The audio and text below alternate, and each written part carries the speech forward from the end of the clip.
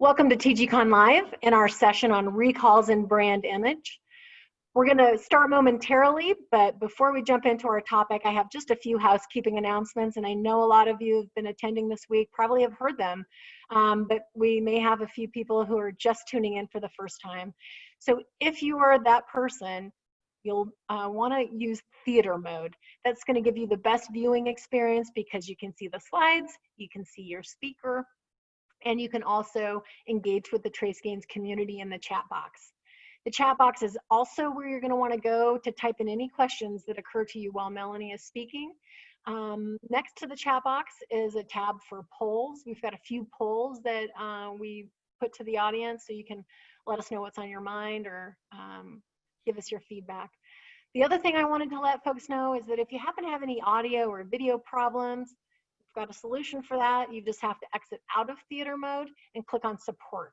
Support's in the upper right-hand corner. Click there, then click get help, and those folks can help you with your issue.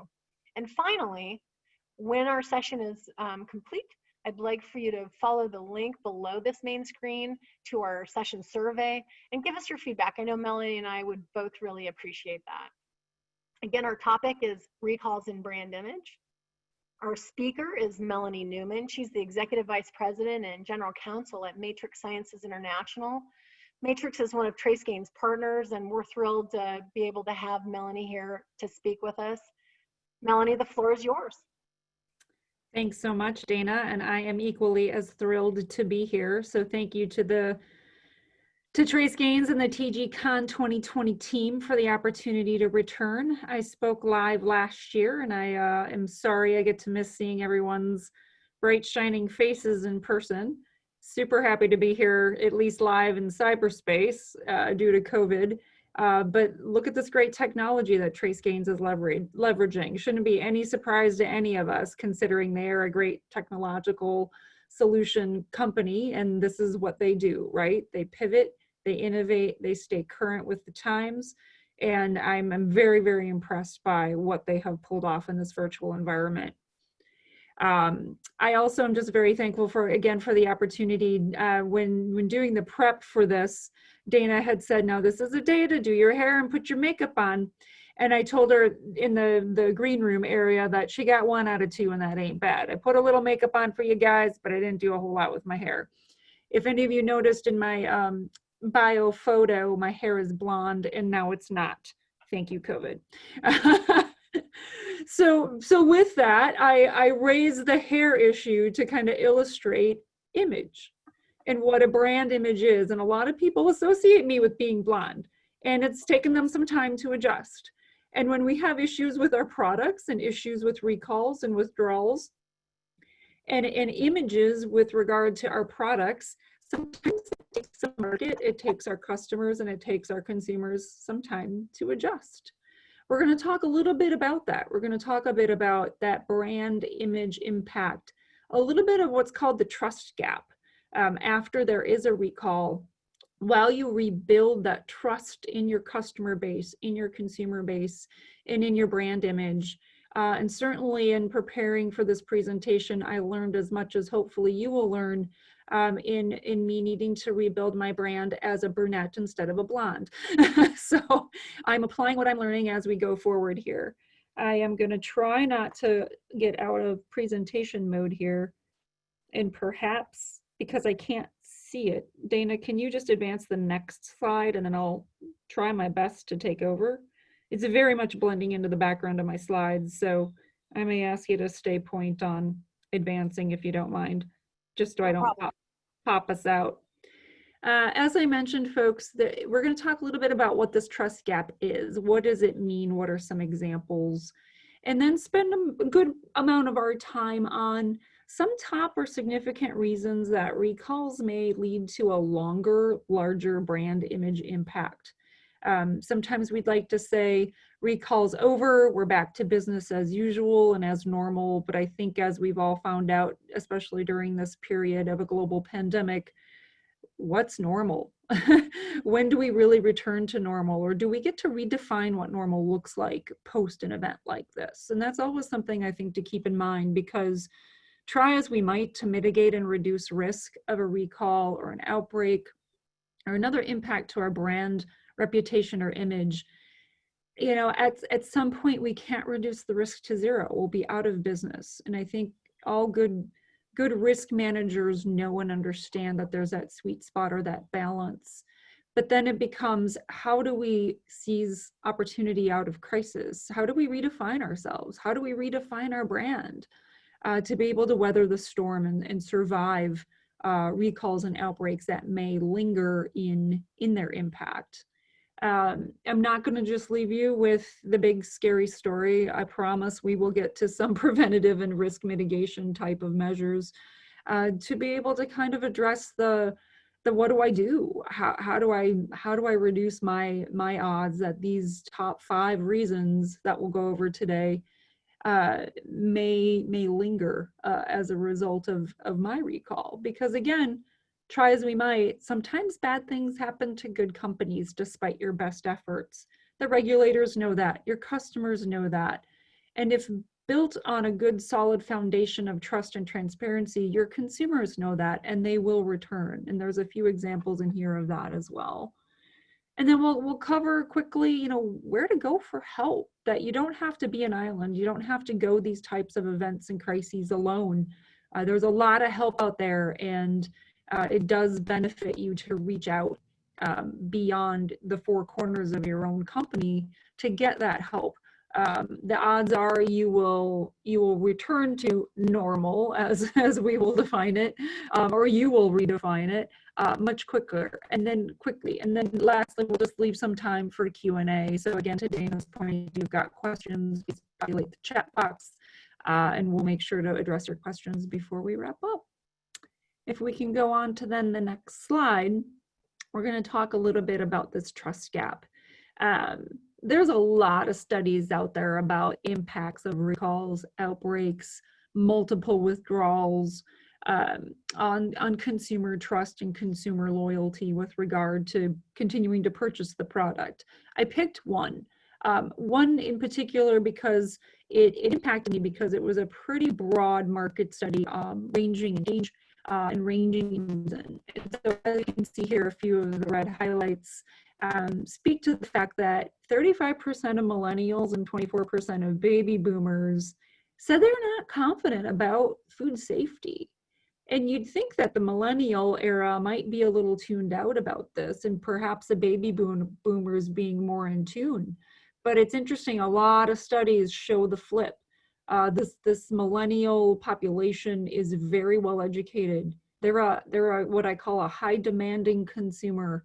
They want information, they want transparency, they want to understand what's in their product.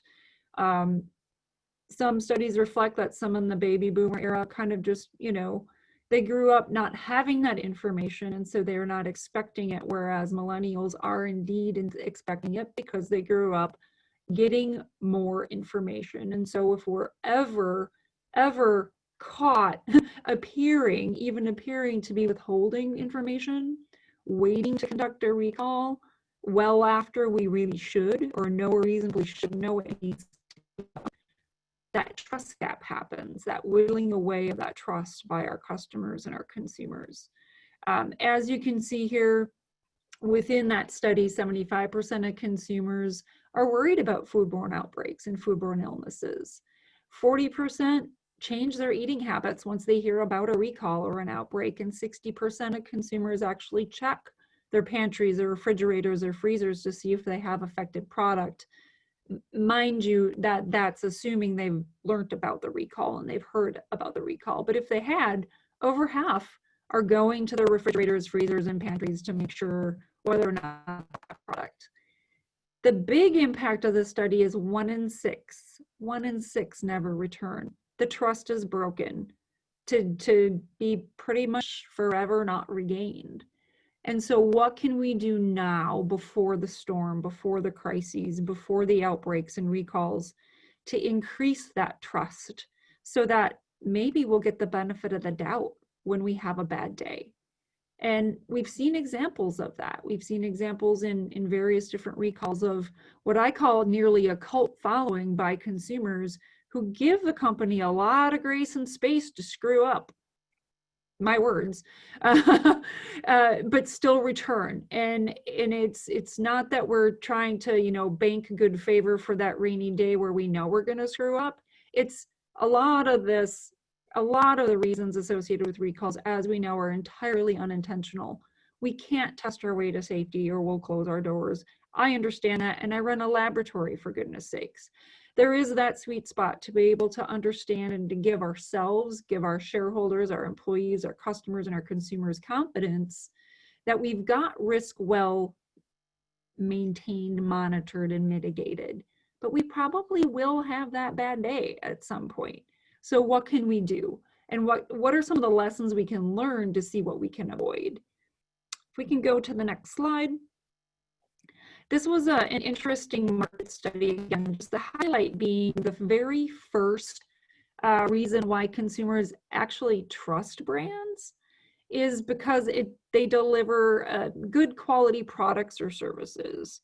Now, to me, and in digging deeper in this market study, which was international in scope, 8 countries, multiple ranges of ages, genders, socioeconomic background, what is quality to these consumers when dug deeper? Food safety is an element of quality, right? If they see, again, repeated market withdrawals and recalls, there's going to be an assumption that the product that we're producing maybe isn't quite up to standards. Maybe it isn't quite something we can just place our trust and bet in every time that we're going to have a consistent product that's safe and wholesome and enjoyable to consume.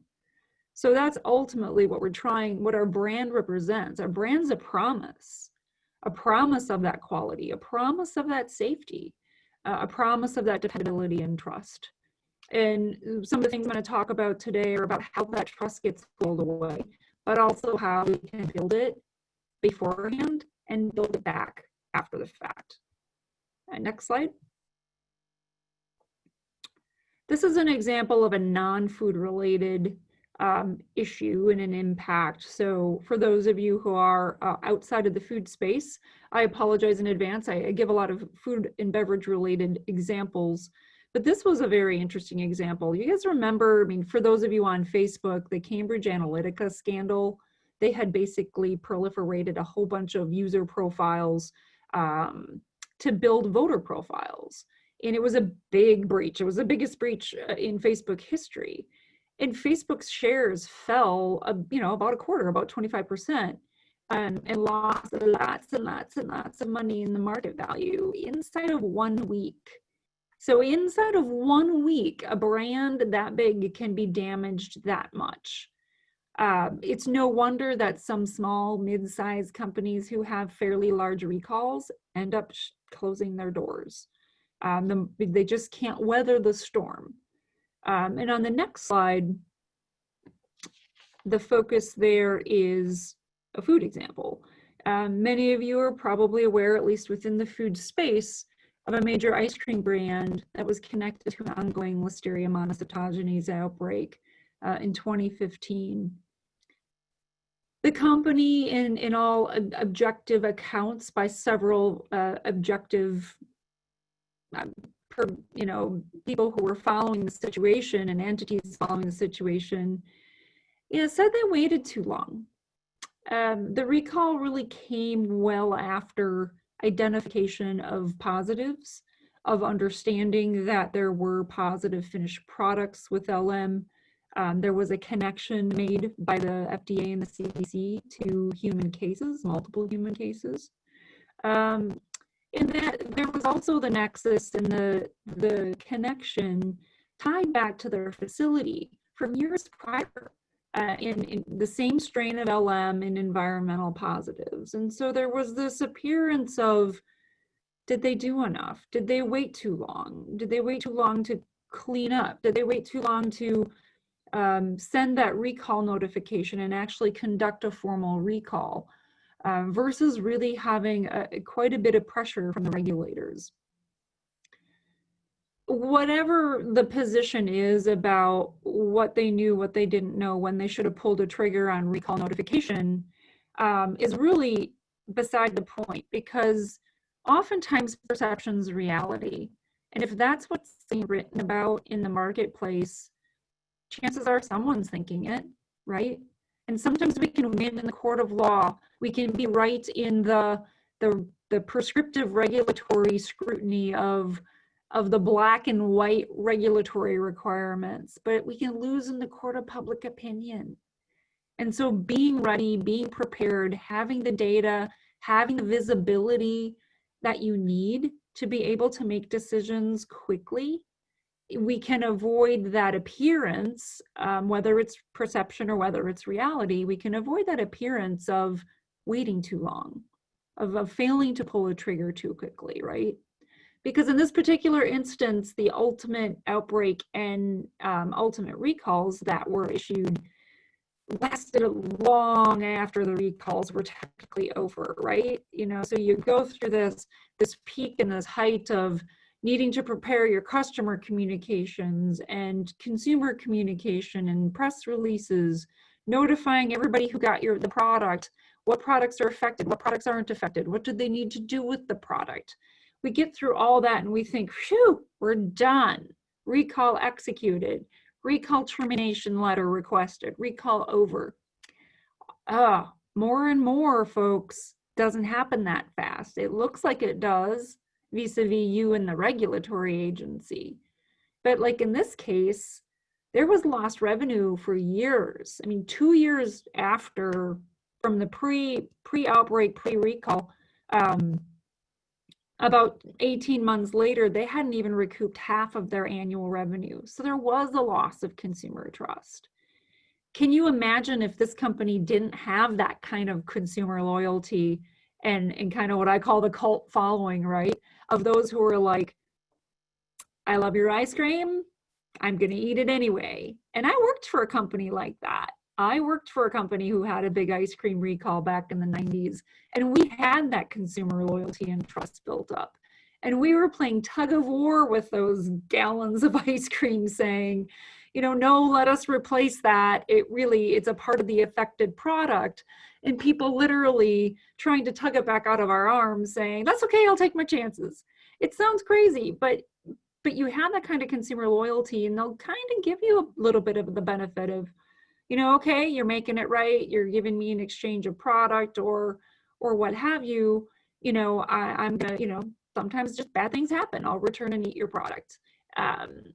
The more proliferated, I think, the market, the brands, the product becomes, the more almost of a commodity your product might be versus something really unique, may have an opportunity for a little less of that trust build on the front end, but certainly an equal opportunity for the trust build on the back end of a bad day, of a recall or an outbreak. And I raise this not to say, you know, this is a case of what not to do. I'm just saying that this is a case of what can happen in that, you know, people in this issue got sick. There were pending lawsuits for quite some time afterwards, up to and including just this last May. The company pled guilty to distributing contaminated ice cream linked to the 2015 outbreak based upon all of the facts, you know, what they knew, when they knew it, vis-a-vis when they pulled the trigger. And so it is very, very important to, again, have the information, have the visibility that you need to make decisions and do it extremely timely, and ensuring that you've got the right data so that you can kind of go one and done into the market and say, here's the products that are affected. This is what we're asking you to do. Get in the press, get out of the press, versus experiencing a bunch of expansions and expanded recalls. And we'll dive into that a little more in a bit. Next slide. But obviously, a lot of these issues really boil down to one word, and it's transparency. This is how we can prevent or reduce the appearance of not getting that benefit of the doubt, is if we're transparent, we're upfront, we're timely with our notifications of when we do have a bad day, and what consumers and customers need to do as a result of it. And regulators, by the way, we're more likely to get the benefit of the doubt than not. Let's put it that way. So we're going to go next into, I believe, the top 5 categories or the top 5 reasons recalls tend to linger in impact and can have a larger brand impact. And the first is regulatory. And I mentioned expanded recalls, in that if we don't have that visibility and that traceability into our supply chain, into what ingredients went into which of our products, have that very tight, locked look at receiving of ingredients into product lots, into downstream distribution of who got what lots. And we have to keep going back to the system, keep digging and keep going back to the well to say, okay, recall number one, or initial recall notification, it's 1 day. We're confident it's 1 day. And then 2 days later, somehow we find out, oops, we found more. Perhaps it was an intercompany transfer. Perhaps it was, we didn't really understand that some of this product got shipped to military bases or schools or employee stores. So really having a solid traceability system and ability to understand what's affected, what's not, what needs to be pulled is very important, because it allows you to get in and to get out of the PR spotlight as fast as possible, while still being in there long enough to ensure the right people get the message with what to not consume to protect health and safety. We also have some risks around waiting with regard to, do we wait until the regulator tells us we have to recall and they mandate it? They have the power. Or do we conduct a voluntary recall? Who do you want to be in control of your messaging? Your own company and your own PR folks, or a regulator? I would advocate voluntarily recalling when it appears you need to be in control of that messaging. But think about, step into the shoes of your customers. When we suffer and experience those expanded recalls, not only are we pulling more limelight onto ourselves from a PR perspective, that continues to whittle away trust, because customers are thinking, they don't really have their systems very tight. They keep finding more of the stuff that's impacted. What's going on? They're also thinking, every time I get an expanded recall notice to ask me to do a sub recall of more and more product, I gotta take half my staff off, they're what they're normally supposed to do, and go through and do inventory counts and pull product. And that's time, that's talent, that's treasure that your customers probably don't have the bandwidth to give to this. They do, but every time they get that expansion, they're thinking, again, I hope this is the last time. And your brand continues to kind of get whittled away with that trust element. The other risk in the regulatory arena of how a recall can last longer is if you can't identify the root source of the problem. Being able to identify root cause and implement a corrective action and preventive actions, a CAPA, that adequately addresses that, the sooner the better. The sooner the regulators will be satisfied and say recall over, versus their continued presence and continuing of asking questions, rightly so, of we need more information as to what happened and how you're going to correct it and make sure it doesn't happen again. The sooner you can get to that answer through internal skills, through external help that we're going to talk about, I think more quickly you can get back to that business normal or business as usual state of being. When we can't identify the root source, and sometimes we simply can't, but when we can't and it doesn't appear that we should be able to, we don't get the benefit of the doubt from the regulator, right? If we delay significantly in reporting to the reportable food registry, for example, if we're just piecemeal executing the recall and it kind of looks a bit botched, benefit of the doubt by the regulators probably not going to be there. And what does that mean? They're probably going to come back more often and do more inspections than perhaps they would if you otherwise had a locked, stepped program. Next slide.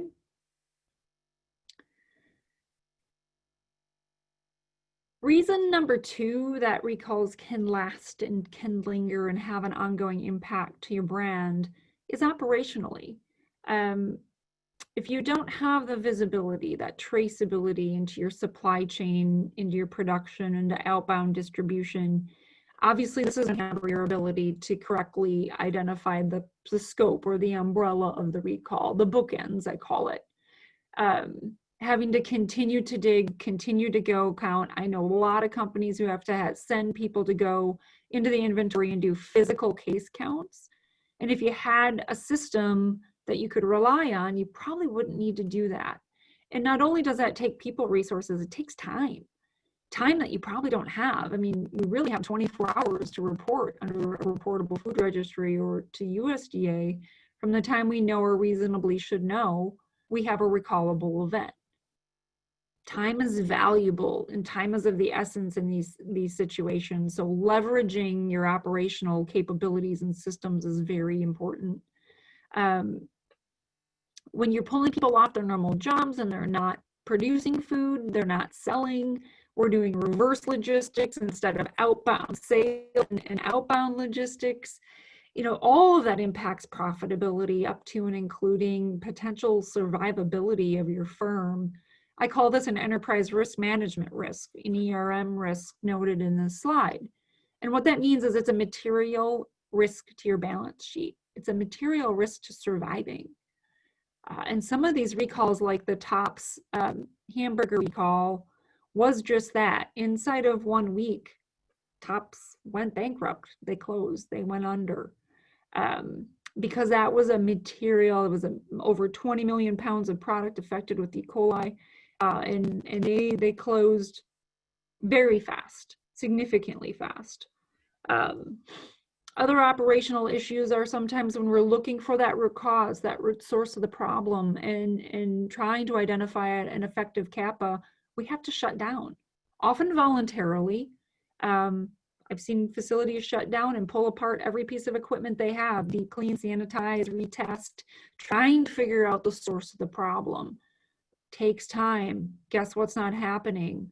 Products not being produced. Sales aren't happening. We're shorting customers. We're losing slotting space that we paid for.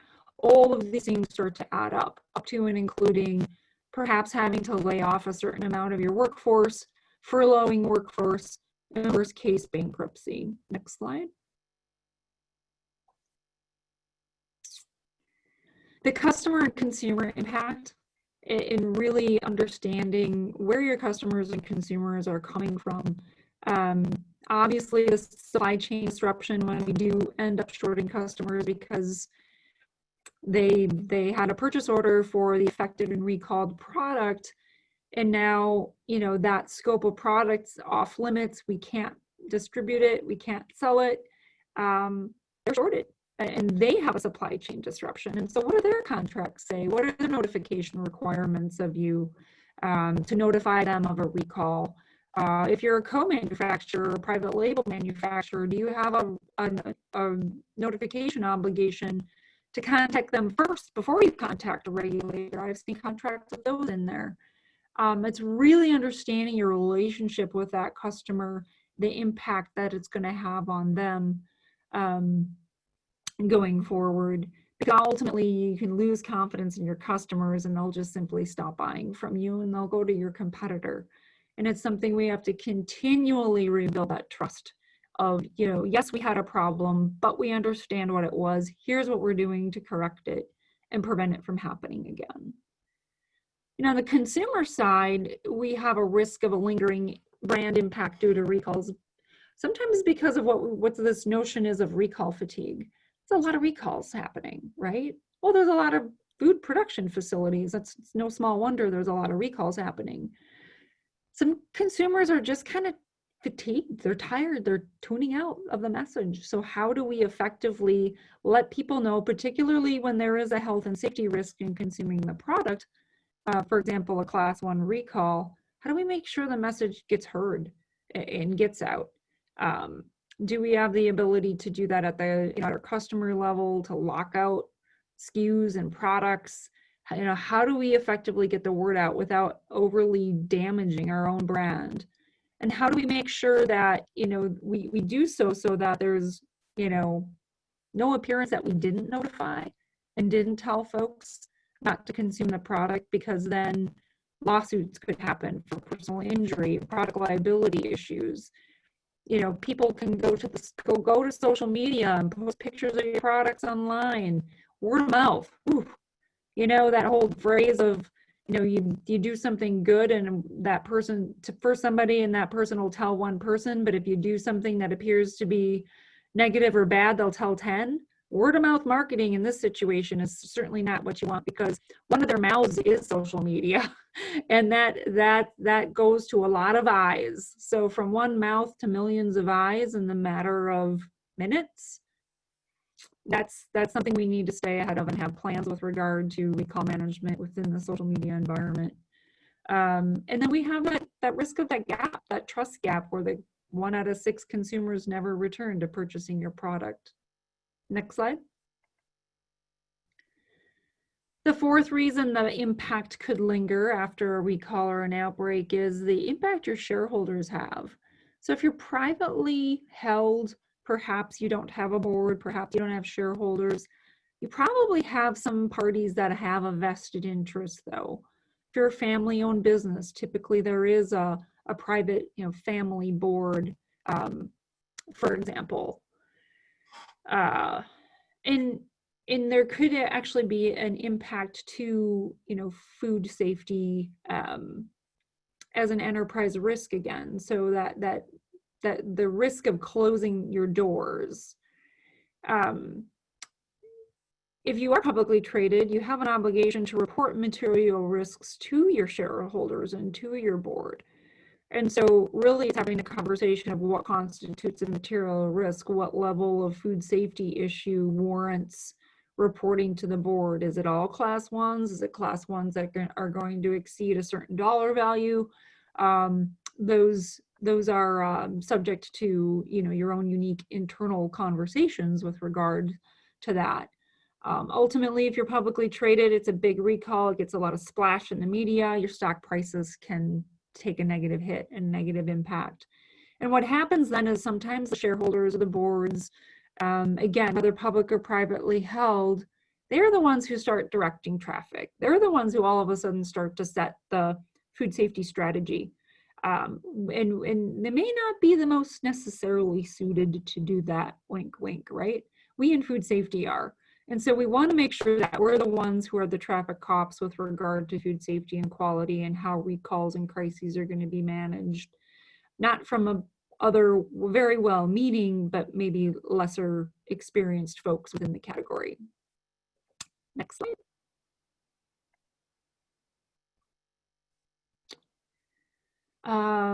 I need to close a pop-up, and I'm afraid I'm going to pop out of this. I didn't. Yay. Okay.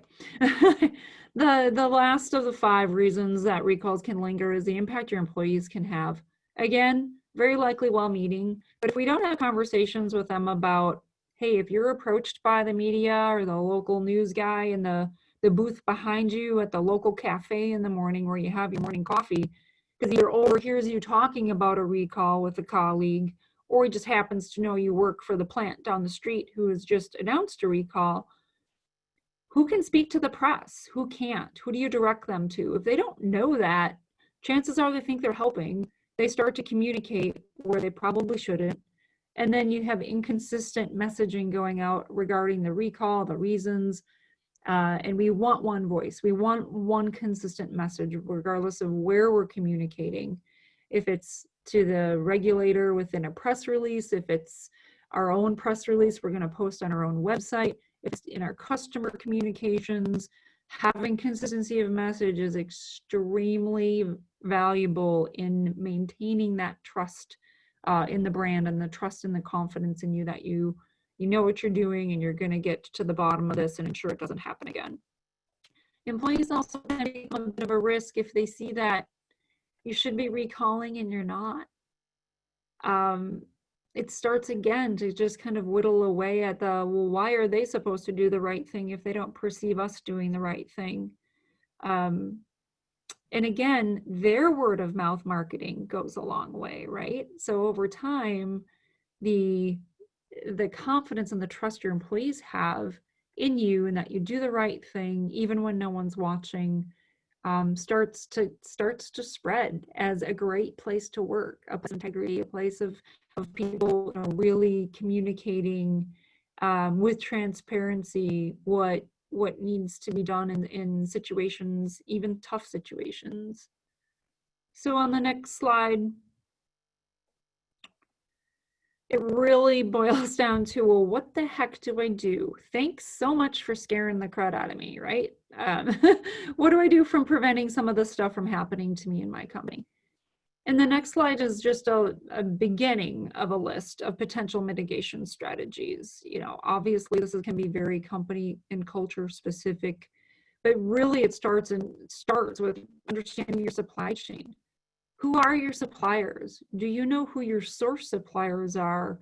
Or are you really just familiar and have visibility to your immediately preceding supplier who may not be the source of that ingredient? Maybe they're a broker, maybe they're a distributor, maybe they procured that for you from somewhere else and your true source supplier are 2 or 3 steps back.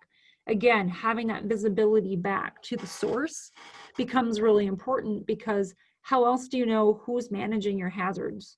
If you don't have a kill step, for example, for salmonella in black pepper, and you're sourcing black pepper from a supplier and you place a supply chain preventive control expectation on them, how do you know who is supposed to be doing it and who is doing the right thing if you can't see, if you don't have that line of sight?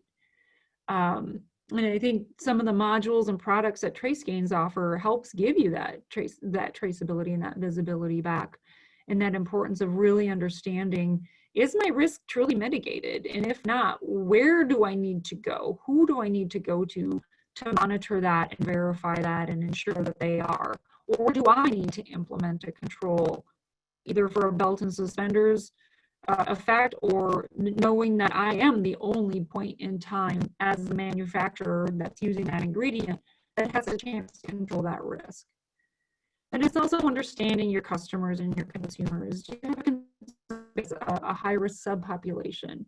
Are they elderly? Are they immunocompromised? Are they allergic to something? Then you're an allergy-free product. The more you understand the risk profile of your consumer and your customers, the more you can get ahead of those trust elements and the issues that need to be communicated and the things that are most important to that category of customer and consumer. If that customer or consumer really isn't too worried about, you know, one thing, but they really have to be worried about, you better be darn right that that's a peanut-free product or they're going to flip into anaphylactic shock and potentially die. You need to understand your suppliers, going back to issue number 1 in a mitigation strategy. You need to know, what are their GMP controls? What are their allergen cross-contact and allergen segregation controls? How do you know that they haven't somehow had a cross-contact event with peanuts that they handle in their facility? Knowledge is power. Truly understanding your supplier is power into mitigating a lot of this risk. One of the top 3 reasons for recalls is supplier caused. Not within the 4 walls of your own control. It's due to your supplier. And again, we can't test every single spot of every single lot of product. We can request C of A's. We can do sampling, testing verification on a periodic basis to check against those C of A's. Those are all best practices. But some of these pathogens, for example, they're spotty, they're not homogeneous. You might pull it in one sample and miss it in another. So really having that confidence level and that trust element of your suppliers becomes super mission critical. As is understanding your own operational and system capabilities. If you know your traceability system's weak, challenge it, and challenge it again. Pressure test it 7 ways from Saturday. Ingredient, food contact, packaging, finished product. You pick an ingredient that's ubiquitous in a lot of your finished products. Don't just test the 1 step forward and 1 step back. That admittedly is the only element that's required by law. But to really protect your brand and to really protect from a large recall and having a really bad day, it's really understanding how robust that system really is and can be for you. How quickly you can get accurate information, have 1 recall, one and done, no expansions, and get it all without being overly cautious and recalling way more than you need to, because then that adds to the financial impact to the brand as well. Understand your reporting expectations. Do you know when to report to the FDA reportable food registry? Do you know where to go to do that?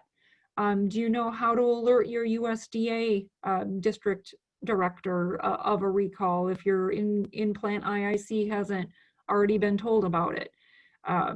Understanding your communications, your expectations, and your plans, and having a plan ahead of time is very helpful in mitigating an impact here. Having a portion of your website lay dark until there is news like recalls, for example. You can pop your own recall notice on your own website inside an hour of an agency saying that's probably a good idea. But understand your plan and plan ahead. That's one of my mantras, is what is in your recall and crisis management plan? And how do you train against it? How do you plan ahead? So I facilitate a lot of recall simulations well beyond a mock trace, which is the one step forward and one step back, which is very important, needed, and key, but so is testing your people and your process. So recall and crisis management, people, process, and systems working together in tandem. A mock trace will challenge your systems to see if your system can produce for you accurate data and information, but do your people know what to do with it? Do they understand the process? Do they understand what's a critical issue and what's not? Then who do I escalate that to? What's the next step in that investigation? Then who do I escalate it to? When do I actually pull the trigger on needing the trace within the system? That comes well after risk identification, risk assessment, to say, ooh, we probably do have a problem here. I should probably see where all this ingredient went into all my products. That's when the mock trace step comes into play. But can you just imagine how many steps happen before that? And how many steps happen after that? From communication needs, from customers to potentially regulators and consumers, to shareholders, to employees, as we just talked about. So do simulations, test the soup to nuts, step one to step A to step Z in your plan, and do it at least annually, because chances are when your plan was written and implemented, you had different people with different seats on the bus. A lot of people are getting promoted, they're moving on to other organizations, new people are on the team, and it's a great way to train your new recall and crisis team members to be able to ensure that everyone's singing from the same sheet music, and you're executing, you're moving the needle in the same direction forward when you're doing any sort of a analysis with regard to needing to recall a product. And lastly, understand what help is available. Not just, certainly everywhere from that outside PR firm to legal counsel if the stakes are higher, right? And on the next slide reflects, your regulators are your partners. And don't forget, we're your partners. So TraceGains and Matrix are partnering together, but we're also your partner to help you through situations like this. But I'd be remiss to not remind you that so are the regulators. I know sometimes it seems as though they're maybe looking as though they're trying to police a little bit more than coach, but they're really there to coach and help us through it. But certainly I think together in tandem with the regulators, TraceGains, Matrix Sciences, other perhaps legal counsel you work with, PR firms and folks, that we can either help leverage and join our team for you, or you may already have and be using.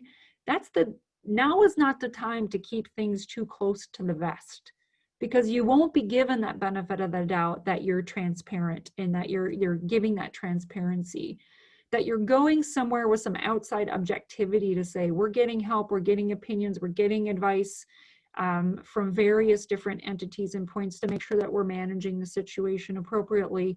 And that, folks, transparency at the beginning, the middle, and the end of the day is the key to managing most effectively as you can your recall and your reputational risk associated with events like this, and getting back to the business as usual that you so want to get back to. So with that, I think we've got a little bit of time for questions. Great, Melanie. One of the questions from the audience was about post-COVID recalls and whether you saw anything that was unique or surprising, or have they been pretty typical? I think they've been pretty typical, but some of you might have noticed they may have looked as though they were a little fewer in frequency. And I don't know that they were. Certainly, the FDA and the team at FDA are doing a great job, as USDA. But a lot of them got a little bit refocused with regard to COVID and COVID management. Not that they're taking their eye off the ball of food safety hazards or risks, absolutely not. But I think, there's a certain amount of bandwidth. I personally know that recalls and issues definitely proceeded during COVID. I was on just as many recall committee calls with DC on behalf of clients as I was pre-COVID. So certainly they were being attended to, they were being managed and worked through. Perhaps just the outbound reporting of them on those that were not necessarily a severe health risk may have looked a little bit less, but they're certainly still there. COVID is no reason to stop reporting and to stop taking our eye off the ball of food safety risks. While I'll take this opportunity just to remind everyone, COVID-19 is not a food safety risk. It is not foodborne or transmitted. But when, if a facility has a significant portion of their employee force out because of COVID-related people safety risks, perhaps food safety risks happen because we just don't have enough staff, right? But they are independent in that food is not the transmission point of COVID-19. But certainly I think recalls could have occurred as a result of just simply fighting for manpower during this crazy time. Melanie, I know you do a lot of crisis planning in general, mock recalls with customers. I think it'd be interesting to hear how that's proceeding during COVID. Are you going on site? Or are you doing that virtually? But the specific question I had is, I'm sure those crisis situations cause the employees at those facilities a lot of stress, and perhaps they get really emotional. I wonder what kind of advice you would have for manufacturers, suppliers, on how to deal with their employees' stress level and emotions during, whether it's a mock or a real recall. Great points. I'll unpack that in two answers. So we do a lot of simulations, whether it be, say, for example, a mock FDA inspection, or a full robust recall traceability crisis simulation. Typically they're a day long. They involve the entire recall crisis management or incident management team. Lately during COVID, we've been very successfully conducting these virtually. Maybe even with, certainly as much efficacy. We break it up into a couple different sessions, two about 3-ish hour sessions, but it gives an opportunity for information to kind of digest. Ultimately, at the end of the day, though, it's a great exercise so that everybody understands the other people's roles and responsibilities who are on the team. Kind of brings a new appreciation for the lift food safety and quality has. Typically, someone with that hat is going to also wear the hat of the recall coordinator. They have a lot of moving parts to manage. Then you layer on COVID-19 and these concerns, right? And that added stress of perhaps, not being in the plant every day, or having to do a lot of virtual leading in a time where maybe we weren't accustomed to doing much in the virtual environment. Trying to keep the wheels on the bus. I mean, the demand for food in a lot of different food sector categories has skyrocketed during COVID because people aren't eating out because restaurants are closed. Well, over time, they're learning, hey, cooking for myself isn't that bad. So, more increase, more demand, right? So we're producing food at the speed of light now as compared to perhaps what we were doing prior to COVID. So yeah, our plates are spinning, our heads are spinning as a result of this, right? Then you have, a C-suite or someone in your company who says, now would be a great time to have a mock simulation, right? Or a mock inspection. And sometimes people, they're almost at the breaking point. Absolutely. in that emotional balance in understanding that, you know, there's a lot people are having to handle. I mean, how many of us know somebody or are in the same boat themselves where we have to work from home now or a virtual location, and our kids can't go back to school, and we've got to manage, you know, I got to make sure my child is on online education while doing my job, while all of a sudden now I have what is deemed to be this optional pressure test that I have to go through. And it's either I don't advocate waiting, because really that's the definition of crisis. And we have to have the ability to be able to focus on those burning platforms, right? And kind of compartmentalizing some of this stuff. I know it's hard. I know it sounds unfeeling, but now is probably one of the best times to put your team through that, so that, you know, when we get back to business as usual, you've got some pretty good proof in the pudding that, you know, Joe can be on a plane to Europe and be unaccessible, right? And Maria can be on one coast, and, you know, George can be on another coast, and we can all just hop on a Zoom call and work through a recall incident together. And it's okay that Joe's on an airplane and he can't be reached, because the rest of us, we got it. If we can do it during COVID, we can do it any other damn time.